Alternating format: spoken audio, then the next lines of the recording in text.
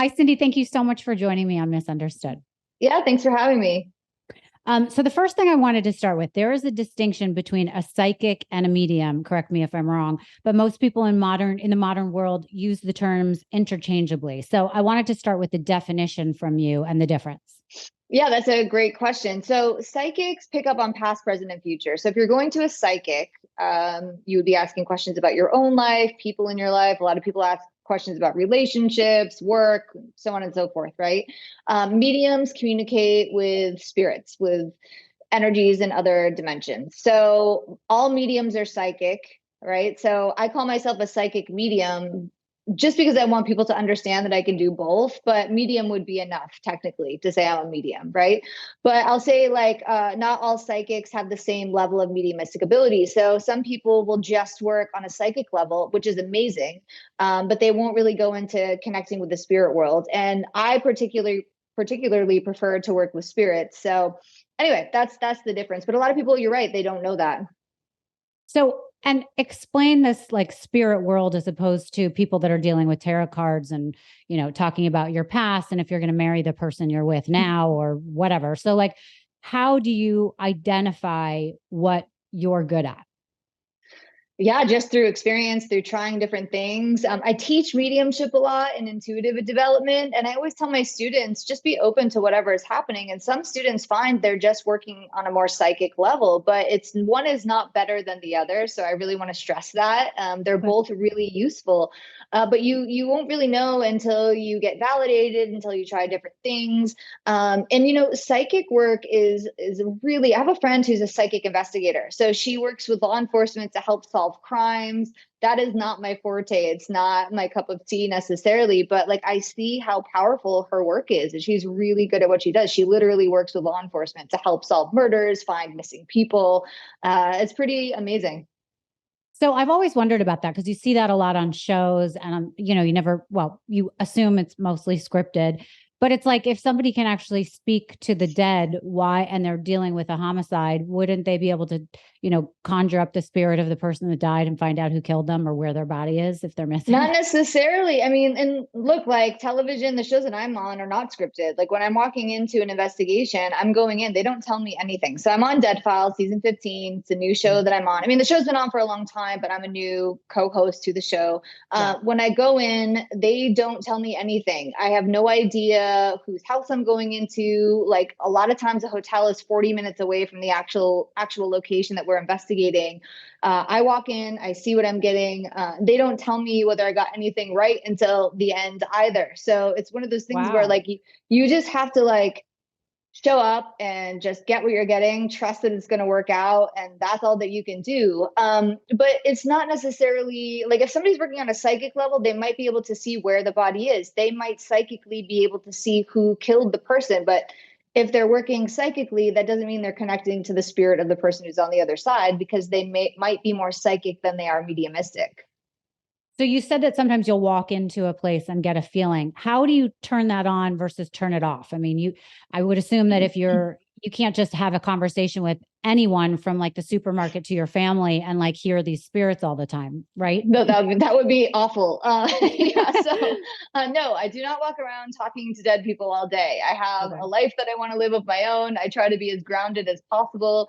I describe it like this. It's like if you could imagine a radio that's plugged into an electrical outlet, right? There's always going to be a current, an underlying current running through, but now I can control how high I turn up the volume. So when I'm going to Okay. a location to work, I turn the volume up high. When I leave, I turn it back down. So you spoke about saying that you teach this. Can you teach this to anyone, or someone has to innately have had some sort of experience when they were younger or at some point in their life where they know that they are open to this? Look, I think everybody comes into this world with the ability to feel these energies. I do not in any way think I'm like this oracle, you must come to me. I think we all have it to a degree. I always say everyone can play the piano. Not everybody's going to be a concert pianist, but Mhm. we all have the ability to feel energies. And people walk around all the time in daily life saying, oh man, I should have trusted my gut. I should have trusted my gut.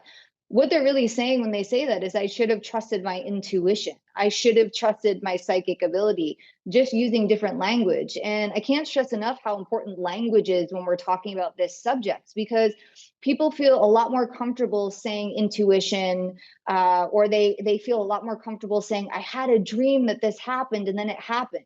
But those experiences are psychic experiences. But the word psychic, has a little bit of a stigma attached to it. So people are having these experiences all the time. They might be describing the experiences using different language, but at the end of the day, I really, really believe that we all, again, have the ability to feel these energies. How did you first come to realize that you might have some of these abilities? You were 10 years old when you had your first experience, right? Yeah, and the first experience I had, I was 10. There was a girl in my elementary school who passed away in a car accident. And after she died, I woke up in the middle of the night and I saw her standing directly next to my bed, like a full body apparition. It was terrifying. And I pulled the covers over my head, I pulled them back down, and she was still standing there. So that's my first experience. Did I understand that I was a psychic medium at that moment? No, I was 10. I grew up in a family that was religious. Most of my family is super Catholic. There's some, born again Christians in the family too. So we didn't talk about stuff like this at all. But I will tell you, my mother used to always say when I was a kid, Cindy's really sensitive. She can see things about people, right? And that was true. I mean, I knew when things were going to happen before they did. I could read people very well. I could feel energies around me, but I didn't have the language to describe my experiences. I didn't know what a psychic medium was. And it wasn't until I was 19, I met this woman named Bonnie, who then became my first mentor. She looked at me and said, "You're a psychic medium." And I was like, "What are you talking about, lady?" I was like, "What are you talking about?"